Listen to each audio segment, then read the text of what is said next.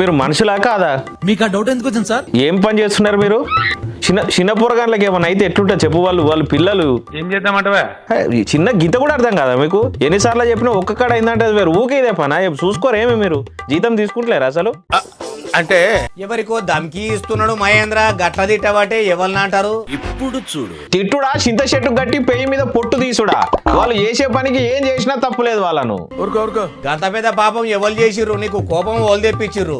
నా కోపం వచ్చుడు కాదు, నీకు ముచ్చట చెప్తే నీ గొంగడి వాళ్ళ మెడకు చుట్టి గోడ కడతావు. నిజంగానే లేపించేటట్టున్నాడు. చూస్తలేవా నువ్వు హాస్టల్ పోరగాన్ల పరిస్థితి, సర్కారు బడులలో బువ్వ తింటున్న పోరగాన్ల పరిస్థితి ఎంత అధ్వానం అవుతున్నదో? చూస్తున్నా 2 తెలుగు రాష్ట్రాల రోజుకో జిల్లాల గట్లనే ఉన్నది పరిస్థితి. పాపం పోరగాళ్ళు తిండి సక్కగా లేక ఈడ్చుకపోతున్నారు. మరిగా కోపం రాదా చెప్పు? పేద పోరగాళ్ళు చదువుకునే బడులల్లో హాస్టళ్లలోనే ఎందుకు కావాలి ఫుడ్ పాయిజన్? వాళ్ళ వార్డెన్ ఇంట్లో పిల్లలకు, లీడర్ల ఇంట్లో పిల్లలకు అవుతుందా ఫుడ్ పాయిజన్? వాళ్ళకి ఎందుకు అవుతలేదు? వాళ్ళ ఇంట్లో ఎందుకు అవుతుంది మహేంద్ర? వాళ్ళు ఈ పోరగాళ్ళు తింటున్న బువ్వ తింటారా? కమ్మగా వండుకొని కుండలకు అలిగేస్తారు. కరెక్ట్, ఇది కరెక్ట్ గా చెప్పావయ్యా. ఓ సర్కారేమో హాస్టల్లో బడులలో చదువుకునే పోరగాళ్లకు సన్న బువ్వ పెట్టినామని ఏతులు చెప్పుకునే. ఇక మళ్ళొచ్చిన సర్కారేమో పోరగాళ్లకు మేము సామాన్ కొనుక్కునే పైసలు పెంచినాం, వాళ్ళకు కమ్మటి కూరలు పెడుతున్నామని మైకు దొరికినప్పుడు అలా దంచి చెప్తాండ్రు.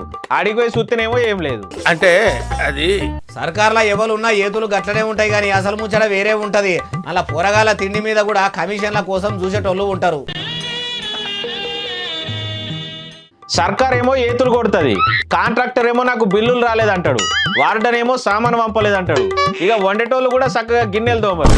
ఇన్ని కష్టాలల్లా ఏదో ఒకటి తినైనా చదువుకుందాం తి, అమ్మనైనల కాడ పైకలు లేదు, వాళ్ళ రెక్కల కష్టం ఖరాబ్ కావద్దని సర్కారు బళ్ళల్లో హాస్టళ్లలో చదువుకునే పోరగాన్లకు గిట్లున్నది పరిస్థితి.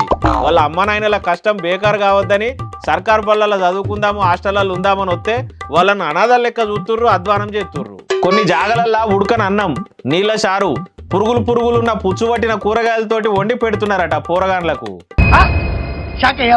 ఇక ఎవరన్నా పెద్ద ఆఫీసర్కి చెప్తామంటే వాళ్ళు కూడా గట్లనే ఉంటారేమో, మా వార్డెన్ తోటి వాళ్ళు కూడా కలిసిపోయి పైసలు పంచుకుంటున్నారేమో, మళ్ళీ చెప్తే మమ్మల్ని ఏమంటారు అని భయపడుతున్నారట పోరగాన్లు.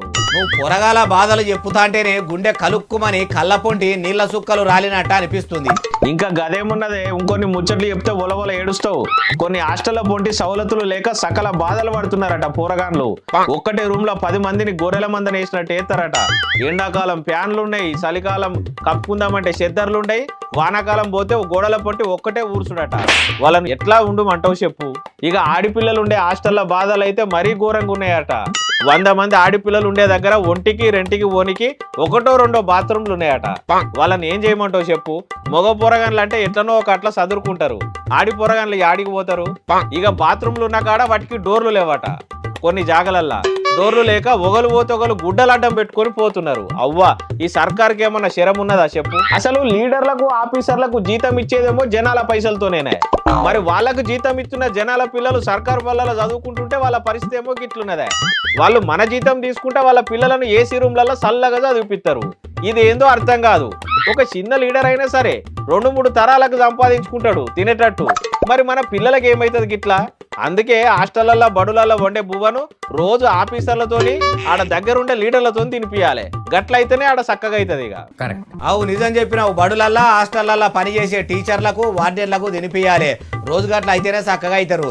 దీని మీద మనం ఆఫీసర్లకు ఫిర్యాదు అయిదాం గానీ రందివాడకిగా.